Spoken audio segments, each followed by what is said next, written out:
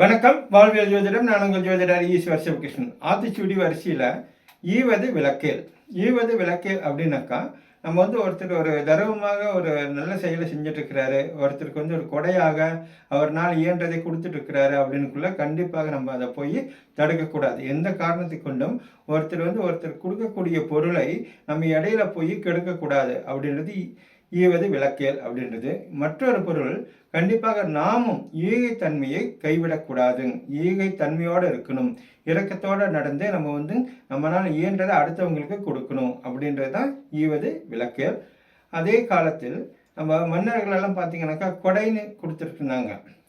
அந்த கொடை எதுக்கு அப்படின்னாக்கா, மன்னருக்கு ஒரு சிறப்பான பண்பாக இருக்கணும். இதுதான் வள்ளுவர் சொல்கிறாரு, கொடை அழி செங்கோன்மை குடி ஓம்பல் இந்நான்கும் உடையானாம் வேந்தற்கு ஒளி அப்படின்றாரு. இந்த 4 இருந்தால் தான் வேந்தருக்கு விளக்கு போன்றவன், ஒளியை போன்றவன் அப்படின்னு சொல்லக்கூடியது. இந்த கொடை வரிசையில் தான் நம்ம விலையில்லா பொருள்கள் எல்லாம் சேரும்.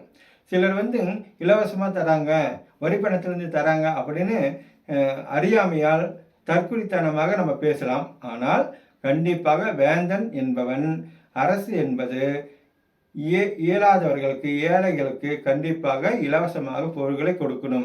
இது கொடையில் சேரும். நம்ம ஒரு அரசாங்கம் இலவசமாக தருது, ஆனால் அது நமக்கு தேவையில்லாதது. நம்மளுக்கு அதை வாங்கக்கூடிய சக்தி இருக்குன்னா நம்ம போய் அதை வாங்கிக்கூடாத ஒழிய வறியவர்களுக்கு கொடுக்கறதை கண்டிப்பாக தடுக்கக்கூடாது.